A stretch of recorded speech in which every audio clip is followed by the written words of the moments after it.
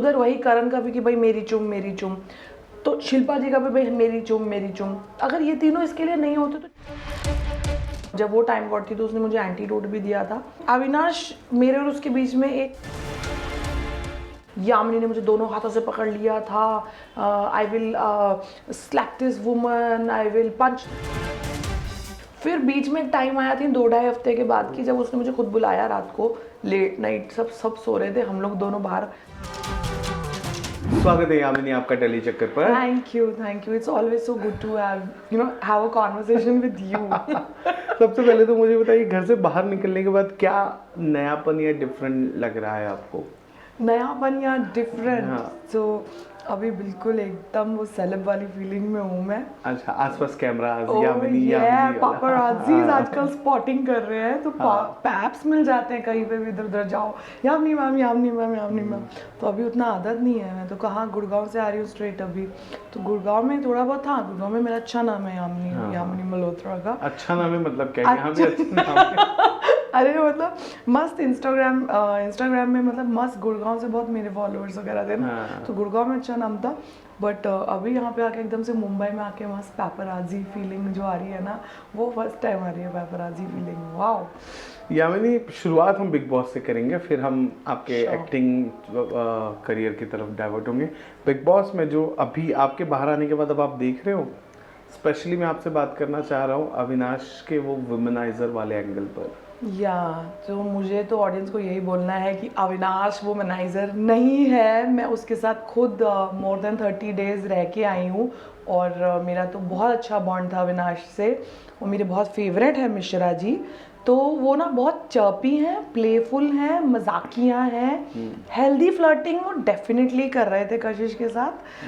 But Avinash गंदे आदमी या वुमनाइजर नहीं है प्लीज़। तो कोई भी लड़की उनके बारे में कुछ गंदा ना बोले ना सोचे, फॉर श्योर। मतलब मेरा पूरा सपोर्ट है अविनाश को। मैं खुद रह के आई हूँ। अरे अविनाश ने मुझे 2 बार गोदी में उठाया ईशा के सामने, हम उसको जला रहे होते थे ऐसे बड़ी टास्क के बीच में। हम अविनाश ईशा को क्यों जला रहा था? अब वहाँ अंदर उनका एंगल चल रहा है, बाहर ईशा का जो भी हो बेचारे, अविनाश को पता ही नहीं है कि अंदर बाहर अभी ईशा का कोई है ऑलरेडी। बट ये हमें भी बाहर ही आके पता चला है। तो अंदर तो मुझे भी दोनों बहुत क्यूट से लगते थे साथ में हमेशा। और अविनाश पता है उसकी कितनी केयर करता है अंदर, ईशा की बहुत केयर करता है उसकी, बिल्कुल उसको प्रिंसेस, बिल्कुल ऐसे पलकों पे बिठा के कोई लड़का रखता हो ना, वैसे रखता है।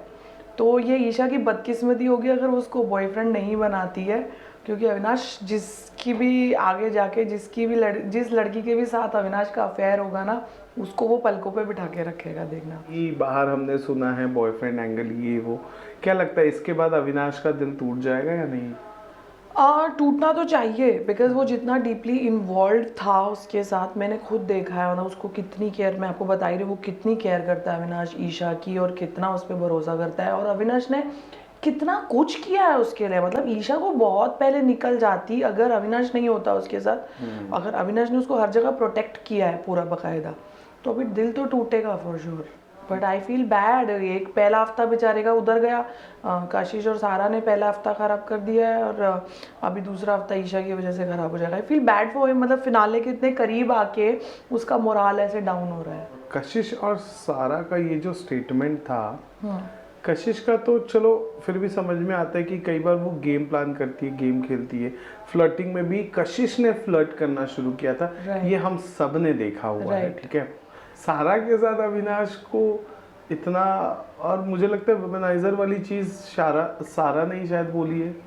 पता है यही अभी बात समझनी है। सारा बाहर आ चुकी है और अभी हमें सारा से मुलाकात करनी है। ये बात एक्चुअली में समझनी है कि अंदर ऐसा क्या हुआ है, क्योंकि अगर आप देखो एपिसोड में तो सारा बोल रही है कि मुझे कशिश ने बोला था बोलने को। एग्जैक्टली मैं वही कह रहा हूँ कि पूरे पिक्चर में सारा, कशिश हैज अ माइंडसेट, उसका गेम है, राइट। सारा कहाँ से आ गई इसमें, मेरा ये क्वेश्चन था।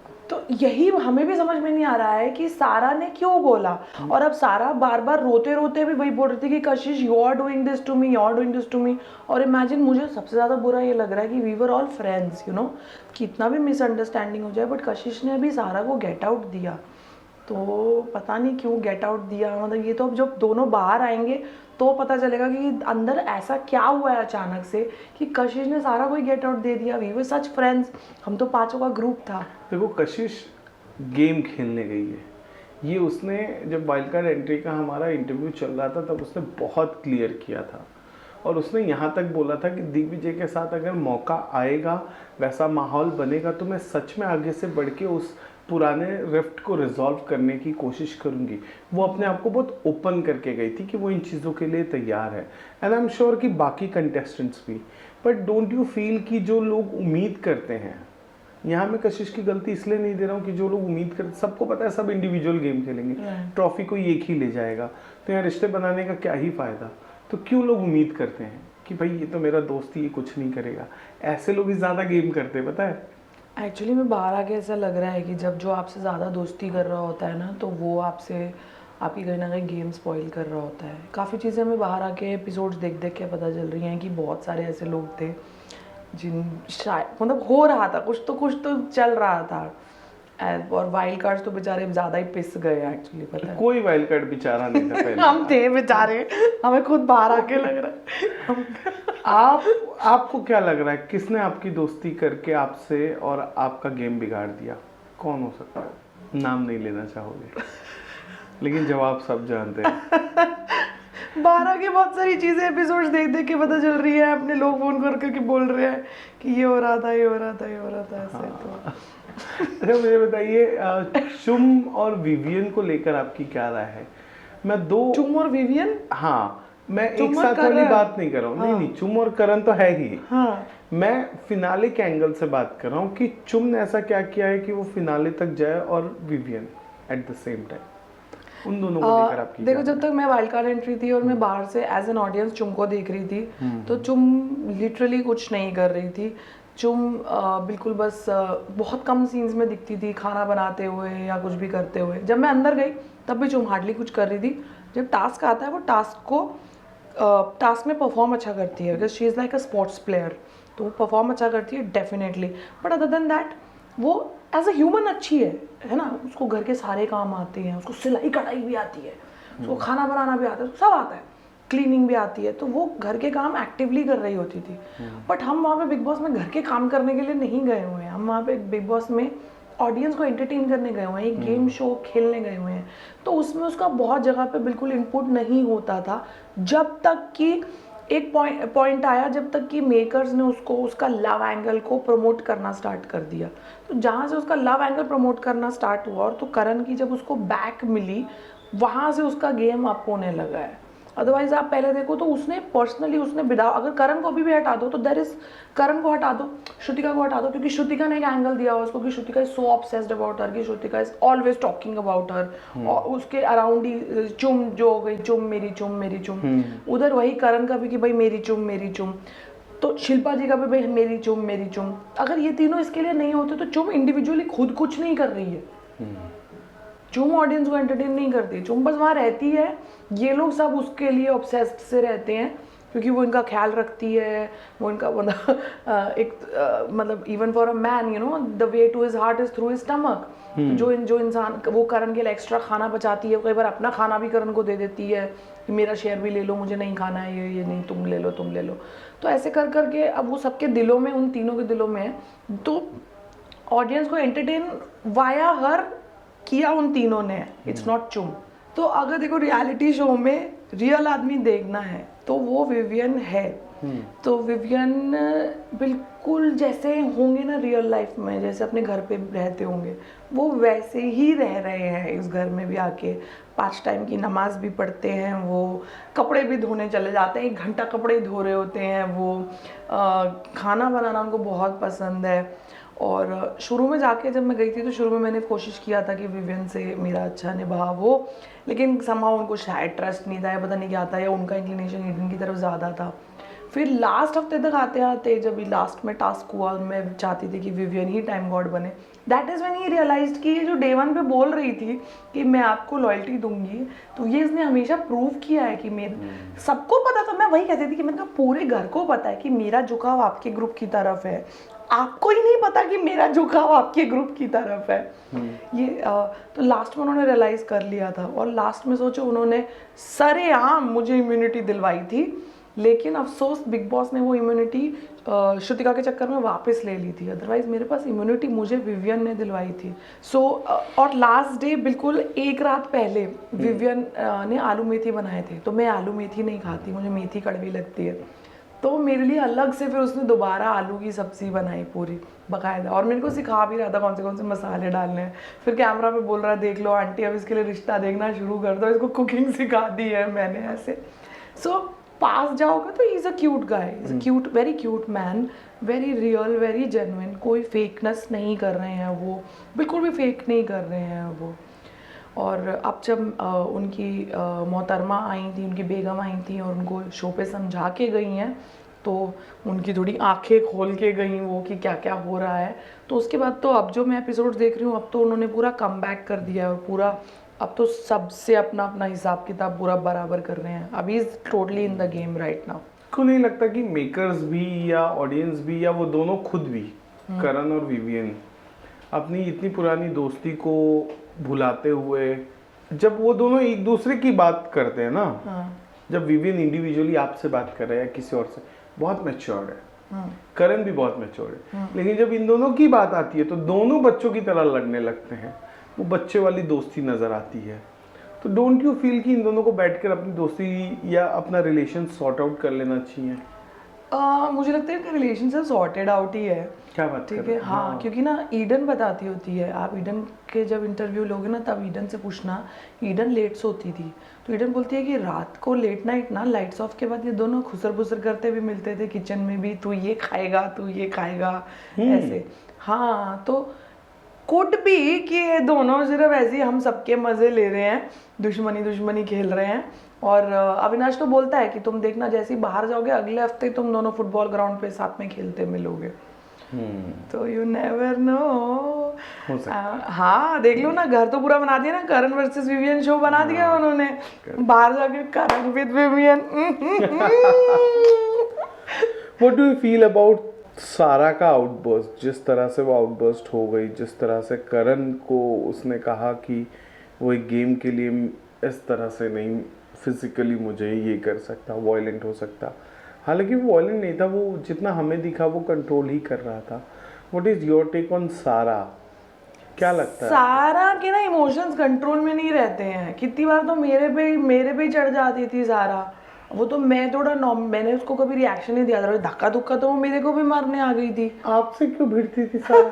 पता नहीं मुझे, एक बार मैं सोफे पे बैठी हूँ, खड़े हो गई है, डांस कर रही है, सोफे पे चढ़ के मेरे बगल में डांस कर रही है, you want fight with me, you want fight with me, I am like no I don't want to fight with you, ऐसे। तो धक्का वक्का उसने मुझे भी मारने की कोशिश की थी, पर मैं तो ऐसे खड़ी थी बिल्कुल, बिग बॉस देख लो ये मुझे धक्का मारी है, मैंने कुछ नहीं किया। आपके सेकंड या थर्ड डे ये हो रहा था। हाँ, तो सारा के इमोशंस कंट्रोल से बाहर हो जाते हैं बिल्कुल, और वो थोड़ा सा वैसे रिएक्ट करती है, तो उसको पता नहीं कहाँ से इतने खुराफाती आइडिया आते हैं ना, नाराज़ हो जाएगी फिर वॉकआउट करके धम धम करके जाएगी, वॉकआउट करके फिर परेशान करने का सोचेगी अब कैसे परेशान करूं। तो एक दिन वो जो होली वाला टास्क हुआ, होली वाले टास्क के बाद उठा के बर्नर छुपा दिए, अब मैं बर्नर नहीं दूंगी, खाना नहीं बनेगा घर में, हम सब प्लीज़ खाना देना, भूख लग रही है, सारा बर्नर वापस कर दे ऐसे। तो सारा भी ना बिल्कुल ही कुछ खुराफाती कर जाती है, but it is funny to watch actually, बाद में देखो तो हंसी आती है हमें यार। अच्छा, एज यू सेड कि आपका ईशा के साथ भी बॉन्ड अच्छा ही था, हाँ, क्योंकि अविनाश आपका दोस्त है जी। लेकिन क्या आपको ये कमेंट जो हमने इविक्शन के दिन डिस्कस किया था कि तीनों एक ही डॉक्टर के पास गई थी या जाती हैं, इसके बाद ईशा को लेकर आप कुछ बदला है, कुछ मन में आया है? मैं एक्चुअली अंदर भी तो मुझे थोड़ा सा वाइब सेंस होता था कि अगर मतलब कि she did not like us, ठीक है, तो वो उसको हम डे वन से बिल्कुल हम उसके आंखों के किरकिरी थे, उसको तो हम नहीं पसंद थे, ये पक्की बात है। बट ऑब्वियसली क्योंकि अविनाश के मैं इतनी क्लोज थी और अविनाश को मुझ पर भरोसा था, तो उस वजह से वो कभी मेरे साथ ख़राब नहीं कर पा रही थी।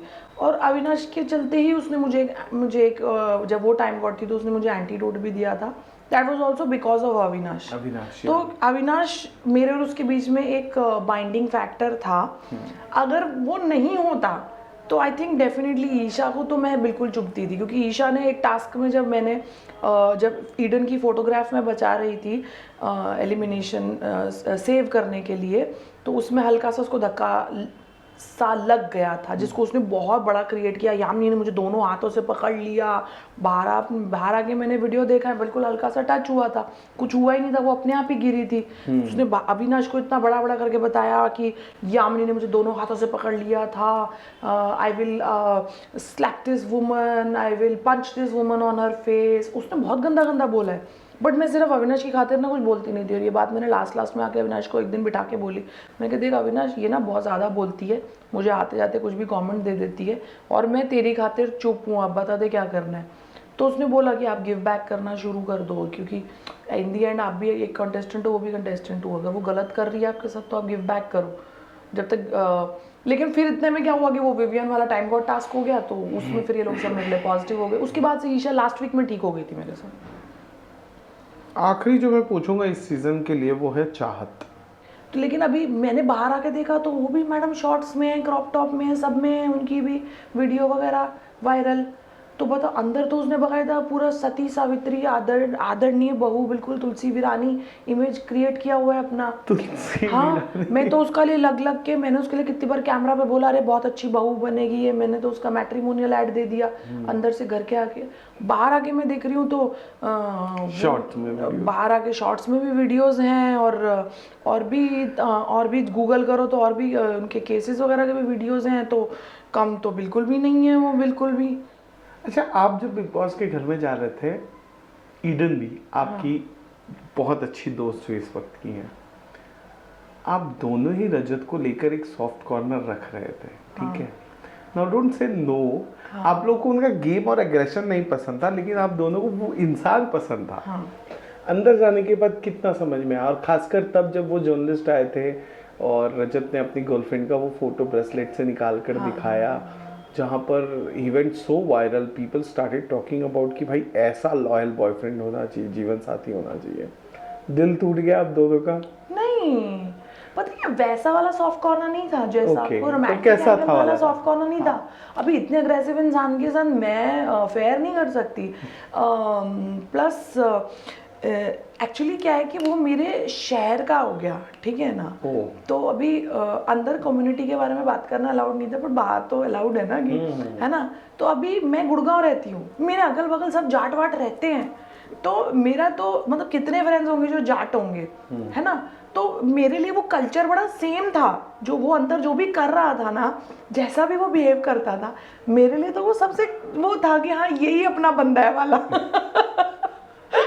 तो मैं तो बात सही बोल रही थी, हम तो सेम शहर के हैं, तो हमारी तो बनेगी वाला ऐसे। और अगर नहीं बनी मान लो उसकी तरफ से, तो फिर बिल्कुल बिगड़ेगी, क्योंकि फिर भी दोनों, उसकी जाट बुद्धि और मेरी पंजाबी बुद्धि, हरियाणा फिर टकराएंगे, या तो हरियाणा बिल्कुल मच के खेलेंगे, या फिर हरियाणा टकराएंगे। तो कैसा था आपका? तो वो वैसा था, लेकिन मैं भी जब शुरू में गई ना तो डे वन से ऐसा हो गया, उसको भी रियलाइजेशन थी ये भी कम नहीं है, पंजाबन है, हरियाणा की है, तो बिल्कुल वो भी ऐसा था। मैंने बोला, पहले डे वन से बोल दिया था, देखो मेरा मान सम्मान पूरा रहेगा तुम्हारी तरफ। मान सम्मान वर्ड यूज़ करते थे हम दोनों एक दूसरे के लिए, तो मान सम्मान वो भी बोलता था कि मान सम्मान रहेगा। बोला लेकिन मुझे पता है तुम्हारा झुकाव विवियन के ग्रुप की तरफ है, तो मैं बोलती थी हाँ झुकाव मेरा वो फर्स्ट प्रायोरिटी पे वो है, लेकिन मैं तुम्हारा कुछ गलत नहीं करूँगी, हमेशा मान सम्मान रहेगा। फिर बीच में एक टाइम आया थी 2-2.5 हफ्ते के बाद की, जब उसने मुझे खुद बुलाया रात को, लेट नाइट सब सो रहे थे, हम लोग दोनों बाहर समीकरण बना रहे थे, तो उसमें उसने समीकरण बनाया, उसने देखा, उसने बोला कि यार मैं बहुत दिनों से ऑब्जर्व कर रहा हूँ कि तू जो बोलती है तो अपने बिल्कुल उस पर जुबान पे रहती है कि जिसको बोल दिया लॉयल्टी दूंगी तो लॉयल्टी देती रहती है वाला। बोला मेरे को तो चाहिए अपने ग्रुप में, है ना, हमें ऐसा इंसान चाहिए कि भाई हमें तेरी कदर है, वो अगर तेरी कदर नहीं कर रहे तो फिर समीकरण के रहते फिर मैं रजत के गैंग में घुसी थी। और लास्ट में तो फिर वहाँ जाके रियलाइज़ हुआ कि बहुत ही फैमिली बॉय है, अग्रेशन वगैरह जो है वो बॉयज़ के लिए है, गर्ल्स के साथ वो बहुत सॉफ्ट रहता है, गर्ल्स के साथ बिल्कुल रिस्पेक्टफुल, ख्याल भी रखेगा हमारा हैवी सामान भी उठाएगा, हमारे बड़े बड़े कंटेनर्स भी वही उठाता था ऐसे। तो गर्ल्स के साथ वो बहुत अच्छे से रहता है और उसकी जो भी होने वाली मोहतरमा है उसके लिए बहुत लॉयल है, बहुत, बिल्कुल। छोटू सा कछुआ दिया हुआ है उसने उसको, तो उसको बिल्कुल ऐसे संभाल के रखता है, बिल्कुल अपने जान से लगा के रखता है ऐसे, विच इज सो स्वीट। तो मैं तो उसको ऑब्वियसली मैं उसको और अविनाश मिश्रा को टॉप 2 में देखती हूँ। और विवियन को नहीं? नहीं, मैं बायस्ड हूँ बायस्ड, ये वाला सीज़न बायस्ड लोगों का था तो मैं बायस्ड हूँ बिल्कुल, रजत दलाल के लिए भी और मिश्रा जी के लिए भी।